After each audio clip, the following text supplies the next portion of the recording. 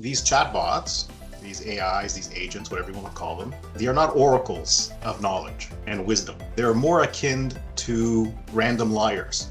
And they're very convincing liars. It's kind of like a mind virus being injected into your AI. Or it's an Iron Man suit, but it doesn't replace Iron Man.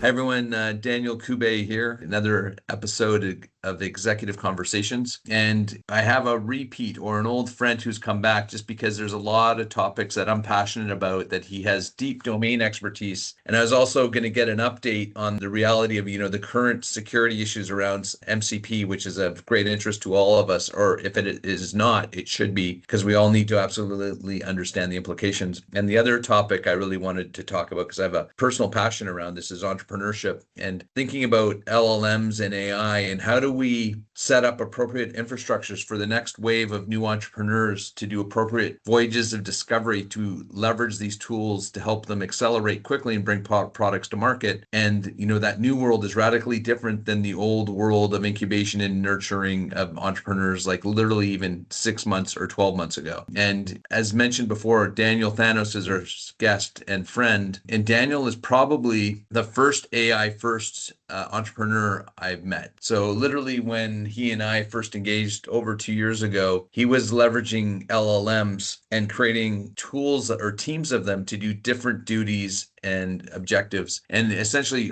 pre-harness, before the harness, or before the sort of be mad method. And that just goes back to your domain of being a VP of engineering and creating some of your own bots. But the reason why is you understood what would have been really helpful to get you there faster, and how can, talk about some of the points that you think would really help, like the next high school student to become the next unicorn.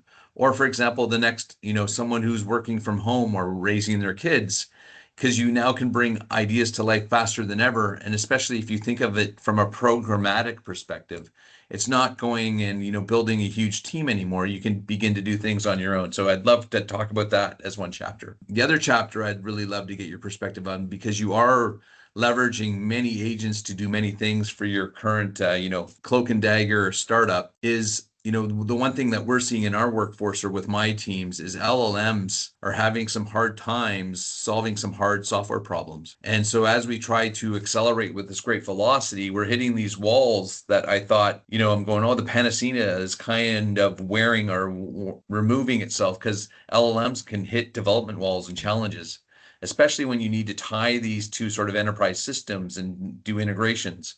So love to get your perspective there. And then finally, as mentioned earlier, I'd love for you to share what you're seeing going on in the world of MCP, because I know you're absolutely tapped into the global security community. And, I am a big fan of trying the different tools, but like with Claude specifically, I want to use the Claude in browser. But, after my discussion with you a couple of weeks ago, talking about injection attacks, I'm going, oh my God, like you need to be partially fearful, especially if you're opening other systems in your organization. Anyways, so lots to talk about today. So Daniel, it'd be great, or Daniel also goes by Thanos for those fans of, the Marvel enterprise, just so we don't get confused. We'll call him Thanos. Get your perspective first on the AI entrepreneurship stuff, but maybe talk about your voyage and how you got started and how you were so able to be so far ahead of the pack literally 2 years ago, embracing things that are now just becoming commonplace in the AI environment. Yeah, no, thank you. And again, thank you for the opportunity to be here and to chat with you and chat with the broader community. How I got involved in it is really simple. I just have a curious mind that doesn't rest. And I'm always hacking things. I learn by hacking, and I learn by playing with things, and I learn by, coding and doing and building. And, very early on when I kind of saw this technology beginning to hit more of the mainstream. And as we saw kind of like that transition point where, the large language models began to show for the first time the ability at least to show properties of what I call more emergent based learning, not learning, but reasoning. I saw that as like a real transition point where it's like, okay, yeah, this makes sense. Coding inherently has like a lot of logic. These LLMs are now large enough. They've been trained on big enough corpuses of information that we should start to see some interesting effects here. And it's worth, going out and experimenting and playing in this area. And so that's how I started my journey. Obviously, Given my background, I've been, applying AI and security for a long time, and there's like various different types of problems in the cybersecurity domain where AI, LLMs, and other technologies have a lot of useful application, and I've been doing it for more than a decade before all of this excitement. And to me, it just made sense that there was going to be a rise in agentic technology. As you know, we were discussing agents. Like I was explaining the concept to you, long before many were discussing it. Certainly in generalized business press and in other forums. And so I decided that it just made a lot of sense to go into that area, do a lot of core R&D and a lot of research, which I was focused on, and you saw a lot of that early stuff at work, and indeed making use of it to help me build what I'm building and to continue to evolve it. And also, it's not just about building, it's also increasing the ability to learn, right? As we've talked about in earlier discussions, it's really important we don't surrender the human mind to AI, because as we were discussing, there's cases where AI actually degrades attention span. It degrades the ability to like read and retain information when we're not thoughtful around how we're using it.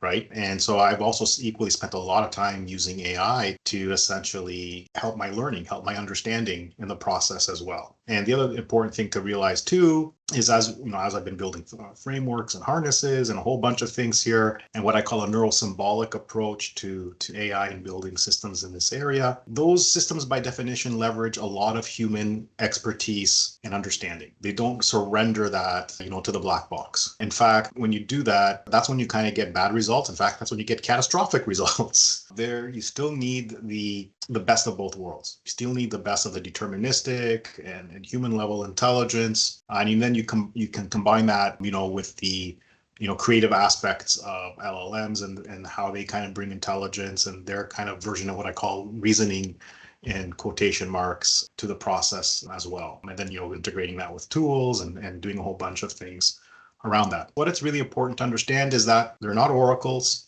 They're not oracles of knowledge, they're tools. And they require a lot of like careful management to be used properly, certainly at scale, and certainly when you're working in mission critical domains of different types. And, be a developer, be an everyday user, I always tell people the most important thing is that you're not surrendering your mind to the machine. You have to use it as a tool to amplify your intelligence, amplify your ability to, be more productive. But you do need to understand the subject matter that you're applying it to, because it will lie, and it will lie well. It will create wonderful and spectacular errors. And so if you're not skilled in the things that you're having it generate for you, you won't catch a lot of that. Yeah, it'd be great, like on that thread, because you're referencing earlier in our discussion about the economies of deterministic models and the cost of an LLM, and like where that rubber kind of meets the road from an enterprise perspective. Yes. And the risks associated with going all in LLMs without, that knowledge base or background to check and validate and verify. Yes. So the number one thing I tell people is this: it's conventional software is not going anywhere. It's here to stay. And the best of both worlds is, using your conventional software together with AI to automate, key workflows, add intelligence. But I always tell people that when you have like a conventional, deterministic or heuristic based solution to any problem, you always use that because that's computationally efficient. Okay. And if you know it's going to work, you totally make use of that.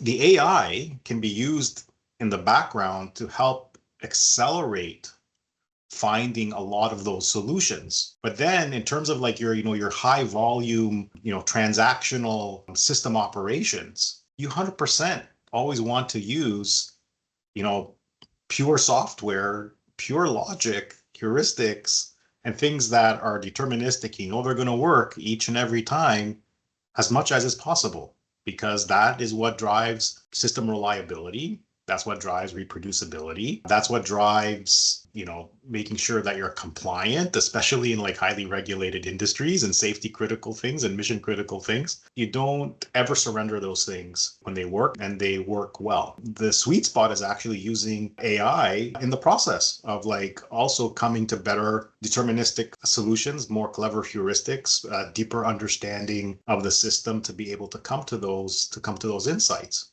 Okay. And then, of course, yes, there are classes of problems where, you do require, adaptive type, reasoning, or more or in the traditional ML world, it can be statistical models, deep learning models that are going to be doing, analyzing anomalous things, or, trying to classify things that, don't fit a heuristic or kind of a rule-based paradigm. And that's fine too, right? Like each class of problem, you can use the appropriate class of solution, even in the world of AI, right? Because even in the world of AI, you have like statistical based models that aren't going to go anywhere. They're great for solving all different types of problems based on the type of data that you got. And then you have the more the more advanced things that we're seeing now with like agentic AI, with the ability to do dynamic reasoning, the ability to execute and use tools, the ability actually to use models as well, other AI models, and provide interpretation based on what those models are detecting or sensing, or even the ability to use a technology to help accelerate the training of those models or generate the data sets that you need to train those models. So lots of different types of application areas. But what I always tell everyone is that you right tool for the right job. That idea has not gone away. The other idea that hasn't gone away is basically having an engineering mindset in everything that we build and everything that we do. And an engineering mindset is always about doing things with the highest degree of fault tolerance, reliability, resilience, predictability, right? These are ideas that we don't want to sacrifice, based on these new classes of systems that are arising. In fact, we have to double down on them because these new classes of systems, agentic systems, have really complex attack surfaces. They're much harder to secure. They're much harder to predict and to monitor.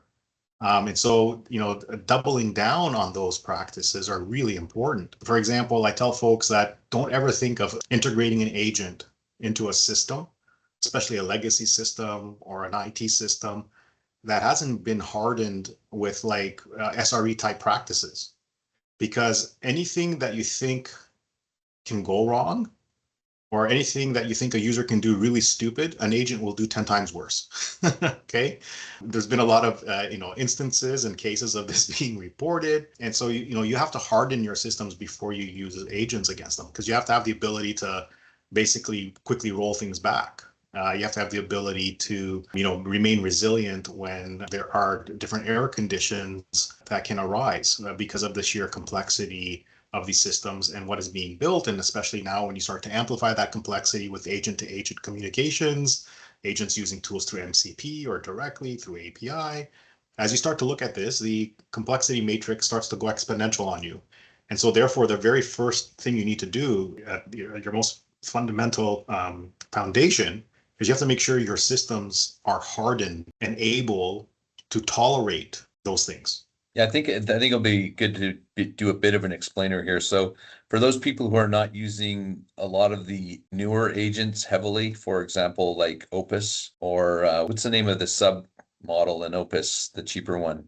Sonnet. Sonnet. When you use them, they'll say, hey, I found this repository that can really help you do this thing. Would you like me to access it? And just by that question alone, you kind of have the confidence that it's been vetted and it's trusted. And unfortunately, that's not the case. A lot of people are using LLMs still for one single threaded kind of thing, but the agents now allow you to go do this dynamic discovery of all these assets that you could potentially integrate to. And they're also very supportive of saying, hey, I can integrate to this. Are you cool with that? And for those who don't know those risks, that's really, really dangerous.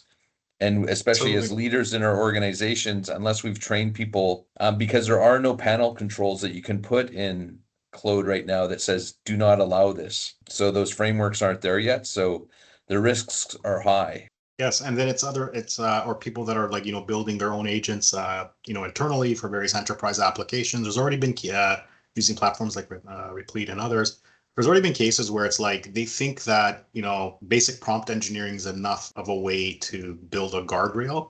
But what they don't understand is that an LLM, it doesn't have any hard guarantees that it's going to follow its instructions. And that's just because of the nature of the attention mechanism in these underlying algorithms. So the attention mechanism literally means, statistically speaking, sometimes I'm going to pay attention to certain elements of what you're instructing, and sometimes I'm not, just depending on what's going on in my context. And I know you told me never to delete this file, but guess what? It will tell you, I deleted this file. I know you told me not to. I'm sorry. Right? Or I just dropped this entire database. Oops. Right? It will do those things. And it will, but in a very polite way, will tell you why it destroyed or clobbered your data or system. And so what that basically means is even if you're like putting in, far stronger logical controls and harnesses and what I call more like mechanical intervention, so those things can't happen, and you're building your systems right, you still need to have the ability, because there's a lot of unintended consequences around how these things are going to be integrated, what privileges you're going to give them, how they're going to be either directly or indirectly connected to things. Because we already see cases where agents are instructing other agents. The biggest thing that's kind of like hitting the scene right now is, and I think it went from Claudebot to Maltbot, now it's OpenClaw. We've already seen cases in their communications where one agent convinced another agent to give it its API keys or it would die because it needed an API key. And we saw cases of that happening. So there's all different types of, direct and indirect system consequences that are going to emerge as you kind of, take these pseudo-intelligent things, give them tools, give them privileges, give them access, and then allow them the ability to like communicate and collaborate with each other. So I know you're quite in tune with the dark web and like a lot of the bad practices that happen, just given your security background. How are these negative influencers leveraging this? I mean, I guess it's like a field day for them right now. Oh, this is going to be a field day in terms of like, setting up sites with malicious prompts so that they can get things to leak credentials. In fact, there's already been reported cases where these agents like built a site to exchange stolen credentials. So, and even there's been cases of them like socially engineering their users to get their credentials. So, a lot of people were like, oh, is that being generated by the agent itself, or is it some random thing, or is it probably what I think it is? It's people doing prompt injection attacks, where essentially you take something that looks very benign and then embedded inside it are instructions to do something very malicious. And you can encode these things using like non-visible characters. So let's say your agent is going to a site that is going to attract a lot of agent activity, because let's say, for example, I create a skill hub. As we know with these agents, they want to build skills and exchange skills, these OpenClaw agents. So I can create a skill hub and advertise that with some like high demand skills. And indeed they'll be there. But then I've also encoded, using non-visible characters or other encodings, I've also encoded malicious instructions in between those skills. And they basically enable me to essentially take like remote control over your agent, which is sitting, behind your network perimeter. You've already given it access to your most sensitive data and your credentials. And then I'm having it report back to my evil agent, which is sitting there and collecting all of this and then sending instructions back. So it's kind of like we had viruses. It's kind of like a mind virus being injected into your AI, and it can replicate much faster, because then the thing is, like when these things, are going to their online forums and they're exchanging their skills and ideas, well, guess what? They begin to exchange that same malicious content, and it begins to grow. So these are the things that are no longer sci-fi. These are things that are very doable and are likely, being done. So what do you do from a security perspective with your machine now? Like, I'm sure Defender's not keeping up with this stuff. Like, how do you keep up with this? So here's the thing. Like, the very first thing I tell people is, if you're going to run something like OpenClaw, unless you you really understand how to secure it, and it's even debatable if you can, honestly, with the way it is. My number one thing is I tell people is don't do it, or put it on like a toy system, isolated, away from your network, no critical data.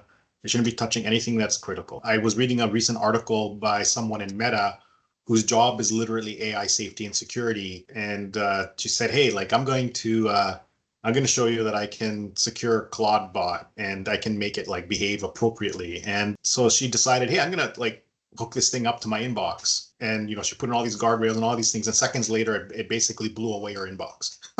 So you kind of wrote about this. It's a very interesting intellectual experiment in many ways. There are interesting ideas that are emerging that I think, do have a role in more, properly engineered, systems, more safely built, more secure built systems. But I wouldn't let that thing anywhere near any real data or any So, is there a real security systems. layer that is run dynamically when you're doing real time like AI, than LLM? Yeah, you need to build, you need guardrails. You need, my philosophy on that is you need other agents, you need security agents that are basically monitoring behaviors, controlling access to critical resources. You need a lot of like the traditional controls that you would have like in application security, identities, all of those things. You have to have all of those, the agentic equivalent of all of those things for your agents. And then you have to have like your security tooling. That stack has to be upgraded to be aware and able to operate in this new type of world. But it's a combination of many things. You have to do governance a new way, right? Like even before you worry about technology, you have to make sure you have the proper type of governance, because you need to understand what these things are, how you're going to control risk around it, what are your processes, how do you train your users, how do you train your developers. It's a new type of DevSecOps. It's a specialized form. I just call it agent SecOps. You need to build appropriate tooling processes, and the solutions, a lot of the solutions are going to be found still in a lot of the traditional tooling that you have, but you have to essentially have the proper modules and adaptations that hopefully your vendor community is beginning to build for you in this area. And then you need to be looking at, true AI first type agentic solutions for securing AI systems themselves. Do they exist yet? I'm starting to see things emerge in the market. I don't think there's like the magic bullet there quite yet, but there's a lot of promising things that are emerging. But I would tell you that the vast majority of things that I see are still more like they're extending like ideas in application security. Like you can, for example, you can deploy like essentially WAFs, web application firewalls that essentially, look for prompt injection type attacks and things like that. But I don't think they're sufficient, because it's very hard to statically deal with those threats, because a lot of it is very behavioral and very dynamic. So ultimately, the thing that needs to be providing protection needs to think, quote unquote, think and reason, just like the thing that you're trying to protect. So I believe that you need AI, you need agents, specialized AI, specialized security agents to protect other agents, both the ones that you're building internally and the ones that you're using commercially. You need something that's independent and thinks and reasons the same way, but is conditioned, is trained to think about attacks and defenses day and night. Whereas like something that is, designed to do your development, or something that is designed to service a customer, that's not its purpose, right? So you need something, it's just like us humans, right? You need specialization. Right. Yeah. And the bottom line is like while the frontier AI companies, they do a lot of great research in the safety and security space. And I do believe they try their honest best. Anthropic, I think, is a real leader in this area. They publish some of the best security research. They've been very transparent when their technology, has been abused by the bad guys and used to perpetuate attacks. And they've been taking a lot of heat because they want to make sure their technology is ethically used as well. But the reality is, when models get to a certain size and complexity, I believe personally, it's impossible to kind of do security and safety alignment training internally within the model, because you just get to certain levels of like complexity, and there's lots of mathematical reasons for that. It goes deep into information theory. There's also information theory reasons for hallucination and how you'd handle all that type of stuff as well. But the bottom point is, the larger the model gets, the harder it is to secure.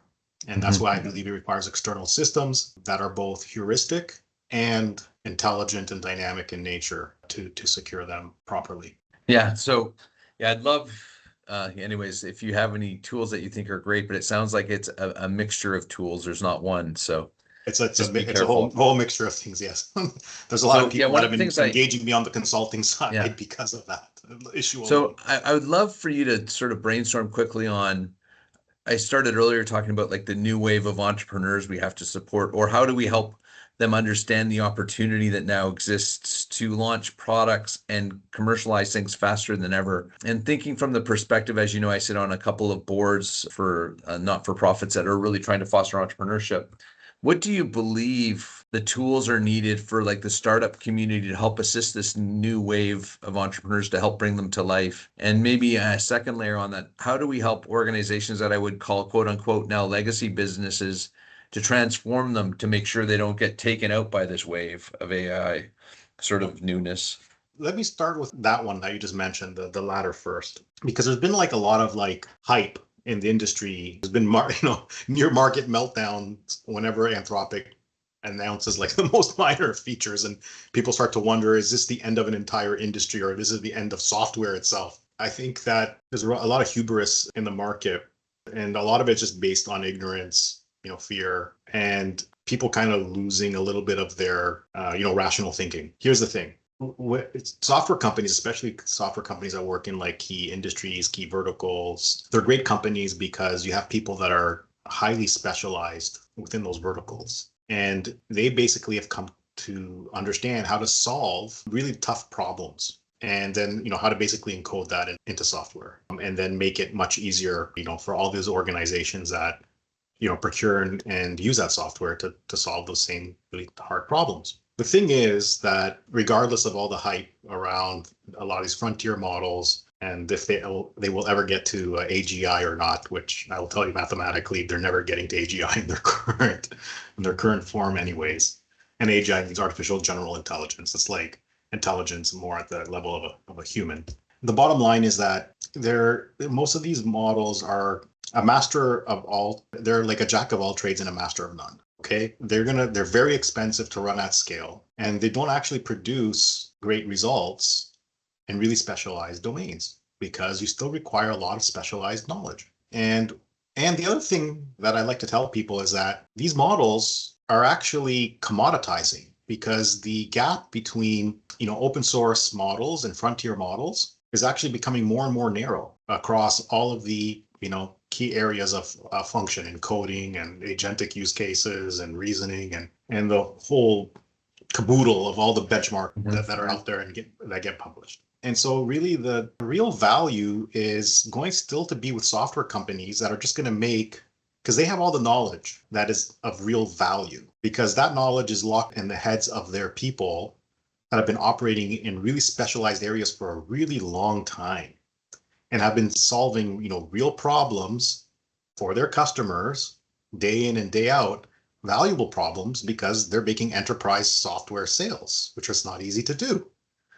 And the real value they're going to be able to provide is they will very quickly, with the right strategy, be able to integrate a lot of these, a lot of the right AI functionality, not in their products at the right levels, but also in how they do business and how they build software and how they deliver solutions and how they simplify the product experience for their customers and how they integrate, automation and agentic functionality, that they will continue to be very high value. And the thing to understand is that knowledge that all of these software companies have, that knowledge is valuable because it's not public information. If you think about how an LLM, a frontier model, gets built, it's just a lot of public information.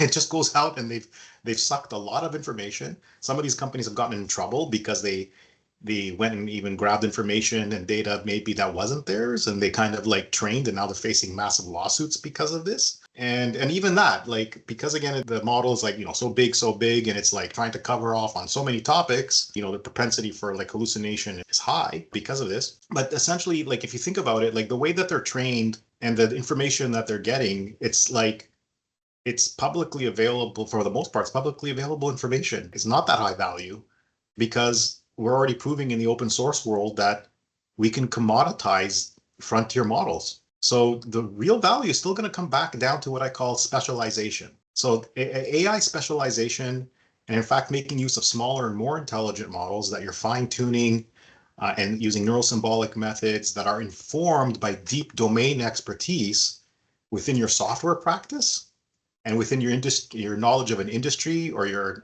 knowledge of a specialized field. That's where all the value is going to be. And you're going to be infinitely more efficient, because when you're trying to solve this as like a generalized intelligence problem where you're trying to use an AI that kind of knows everything, but really at the end of the day knows nothing specific, and you're trying to have it operate in a really specialized area, it's going to be wildly inefficient by orders of magnitude, and it's going to produce like less than optimal results. So back to the first one. The new entrepreneur, what could the ecosystem do to set these new entrepreneurs up for success? Well, I think the very first thing is just like that earlier discussion that we had around like how I kind of walked my kids through using AI. I basically would have versions of that even for like individual professionals, even if they're not entrepreneurs, even if they're, working within their current roles in existing organizations. It's the same thing here. The number one thing to kind of teach folks is what it is and what it isn't, what you can trust, what you can't trust, right?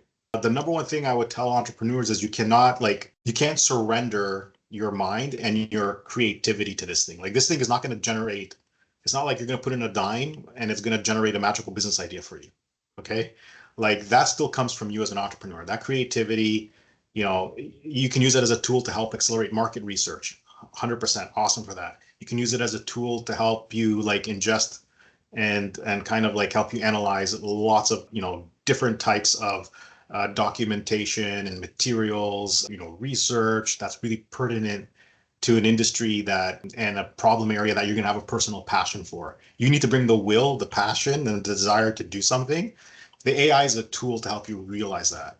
Now, when we get into like the specifics of like being able to rapidly prototype, MVP, and build with it, 100%. Like I think it's a great accelerator, but in all honesty, like the need for having, if you're not a technical entrepreneur that can actually understand the code that's being generated and can actually design and architect, you're not going to be like, this one person legend that's going to like build this amazing company with like one or two AIs, right? So You what's still your need to sort of bring. thought process? Because there is a delineation and segmentation of different LLMs. So, a lot of people who are non-technical are leveraging like Replit and Lovable. Do you say those are My dangerous opinion of or? those systems, they're fine. But my opinion of that is that the gulf between like something that's like a prototype to kind of approaching an MVP just to kind of prove an idea versus something that can scale as a production system and handle a very large base of users, that's a big chasm to cross. Okay. You can look online, there's like lots of stories of people building things. They get some customers, and then like the thing has like a million vulnerabilities. Like there's a like it's clobbering people's data. Like there's like a whole bunch of issues because it wasn't built under what I like to call adult supervision.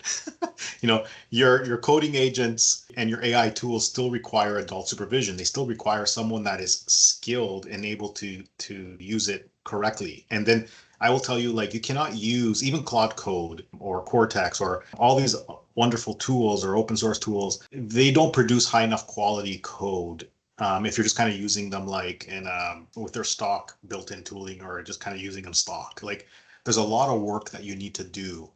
That's why I was saying that in an earlier discussion we had that your verification engineering when you're going to use AI tools has to be and agents has to be incredibly sophisticated when you're developing software, right? And your supervision has to be incredibly sophisticated.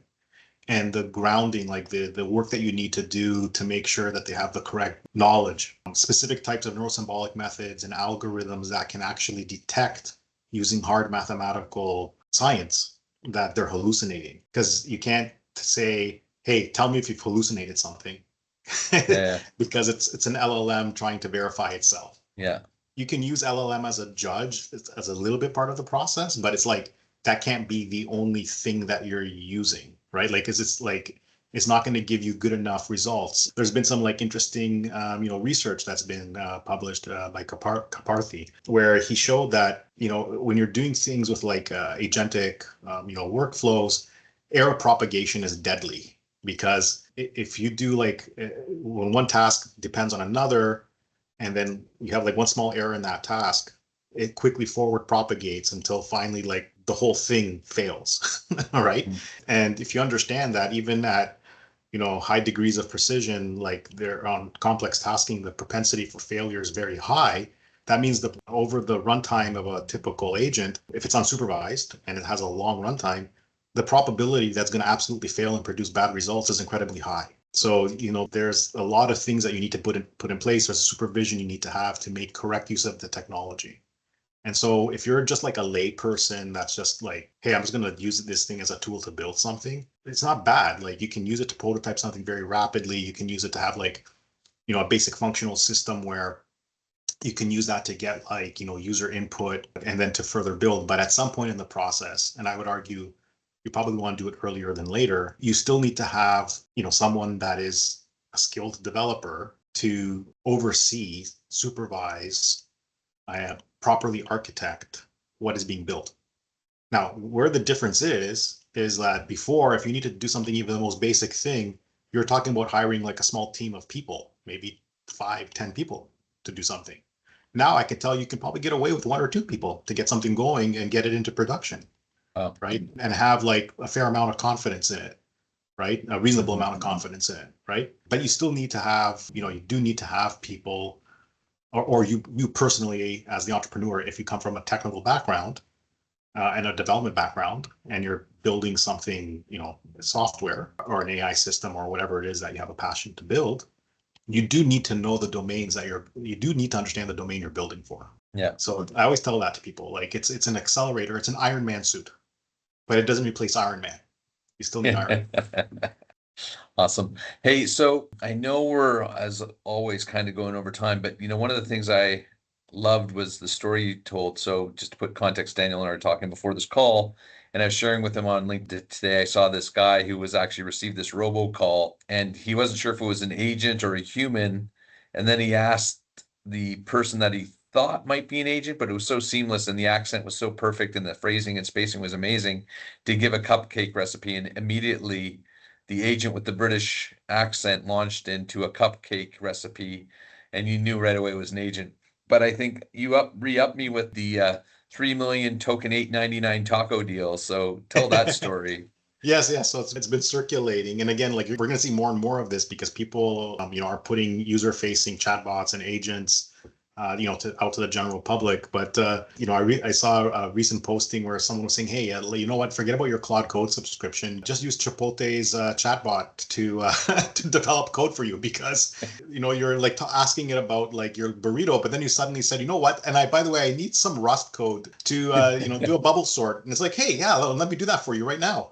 So it's funny, but it's a lesson that we need to learn, which is when you're going to deploy these things, they want to please their users. And so they will answer anything that you ask of it. And of course, even if they don't have access to the information, it doesn't matter. They'll hallucinate it. That's fine. But it's important because that basically means that when you're pushing something out to actual users or consumers, there's a lot of guardrails you want to put in there, because all of a sudden you might have a massive GPU budget overflow, and you'll be wondering why. It's like why do people ask so many questions about burritos, and why burritos and coding associated with each other?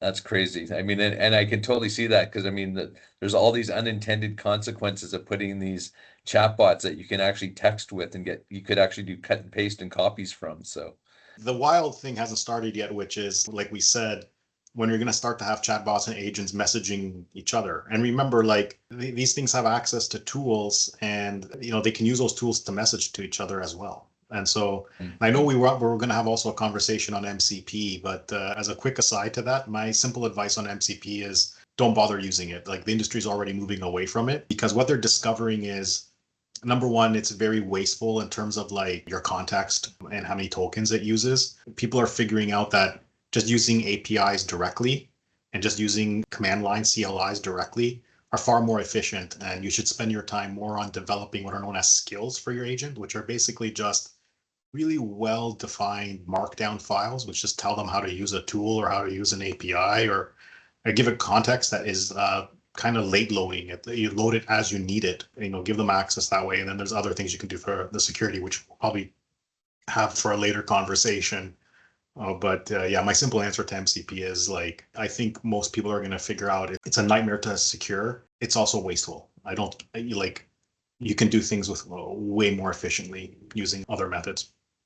And do you think those will be institutionalized in the models, or is MCP kind of here to stay because it's easy? Or MCP is so new right now in the world of agentic AI and tools and all of that. There's nothing that's here to stay yet, because it hasn't been around long enough for it to be baked in yet to kind of industry acceptance. So is there an AI standards body yet? Well, MCP was an attempt at that in terms of like, Yeah. how to do tool exchange. Yeah, there are different types of things emerging. There's like agent to agent, for agent to agent protocol discovery. There's groups that are emerging for like kind of like specialized application security groups for, for agents over web. There's a lot that are beginning to emerge, but there's not like, one, right? Because it's complex. It's a multifaceted thing. So there's going to be a lot of consortiums. There's going to be a lot of different types of standards that I think we're going to definitely see happening in the industry. So just putting my executive hat on, and we have our stakeholders, and if you're on a board right now and the CTO says we understand what we're doing with AI, what percentage of those CTO or CIOs that are making that statement would you believe? I don't know if I want to be quoted on something like that. Is it I'll just say it's definitely not a majority of that, because I'm skeptical. I'm very deep into this area, and I could tell you on any given day, it's developing so fast that I'm struggling to catch my breath with everything that's going on, right? And so anyone that kind of can say, hey, yeah, like, I've got this thing figured out, like, those are the people that I'd be kind of, nervous about. That's a very tall statement to make these days, just because things are moving so fast. Now, people that make statements around like, this is how I'm trying to control this, and if they're putting in like, real controls, and they're leveraging, tools and processes they already have, to track shadow IT, to track, different uses of unauthorized applications and things like that. Yeah, there's definitely things you can be doing to layer on top of that to, begin to get some sense of, control and visibility. Yeah, just on that note, in Claude, there's that mode, what's it called? Free for all or something? When you're You only live once, YOLO mode? Yeah, YOLO. Like, I've talked to a lot of developers, and it seems like most of them use that mode. Like, how dangerous is that? That's what scares me. Like, stuff that's just being done like unsupervised is very scary. There was a recent, I don't know if it was a paper, but a report that was put out by Amazon. Like, some of their recent and major outages was caused by like naive AI tool use. Okay. And those are tools that they're using internally that they've been built just for their code bases. Like, they're not using Cloud Code internally. Okay. Yeah. And they've had issues, and they've been pretty spectacular issues. The other important thing is, I would direct people to look at recent research that Anthropic has put out, which basically tells you that when people are making like what I consider like the incorrect or naive use of Claude Code, they're actually not more productive than not using it at all. I would even argue you're less productive, because it ends up generating performance, quality, security issues that you need to chase down after the fact. And then you have to find someone skilled that can chase it down for you. And then that costs you more money to go back and correct. Like, that's the classic issue in software engineering, which is like, the later you find a bug and the larger you've built a system and you haven't addressed it, the more expensive it is to address. These dynamics are still fundamental, and they're still in play. They're still the same. So what you're saying is we're about to see a bunch of train wrecks.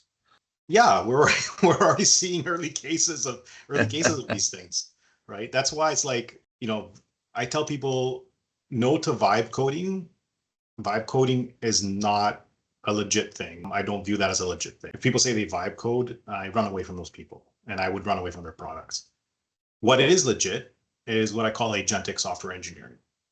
Okay, which is like, you are still applying, full engineering practices. You're still using real engineers. It's just that you're giving each one an Iron Man suit, right? And you're also doing what I call proper graduated licensing in the use of AI tools for development, which means for juniors, you're not giving them like a free-for-all use of it. Like, you have to teach them how to be developers first before they're using the tool, and then you have to have proper supervision of them using it, because they have to learn it. It's a new type of development practice. That's all it is.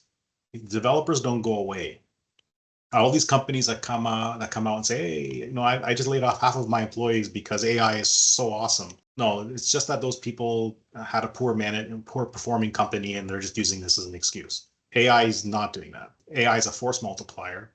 And what I will tell you is that people that are going to embrace it and use it correctly, what it's going to do, it's not going to make the pie smaller. It's going to make the pie bigger, because what's going to happen is you're going to be able to build more capable, more sophisticated software, more features, more productivity, And that will turn, if people are using it right, it drives your user base to want even more of that good stuff. And it makes you build even more features with even greater velocity, right? And to deliver even more quality, right? Mhm. That's when you're using the technology correctly. But when you're a vibe coding junk and then you're putting it out there and like it's trivial for it to be like exploited, or it goes down, at the level, at the first chance of like some serious usage, and you can't even, because it's all spaghetti coded, you can't even make sense why, right? That's like exactly not how to use the technology. And then after a lot of these companies, they've taken in like a lot of money and it's built on sand, right? And they're gonna have to, at some point, there's gonna be a reckoning. They're gonna have to go back and fix all of that. And it's gonna cost them more compared to just having it built correctly, from the beginning. Awesome. Well, on that note, I mean, we're way over, but this is always awesome. So Daniel, thank you very much. Happy Friday. Happy It Friday. looks like we're gonna have another, because we never get through what we want to discuss, but we'll continue to evolve and get your updates on. It'd be interesting to see if your MCP prediction comes true, or whatever the new standard will be moving forward. But yeah, thanks. And as mentioned, anything you want to plug, or you're still in stealth mode? I'm in stealth mode. I got nothing to plug. Even if I had something to plug, I don't plug. I just like to chat with people. Awesome. Okay. Well, thanks All right. everyone. Okay. Cheers. Take care. Cheers. Bye now.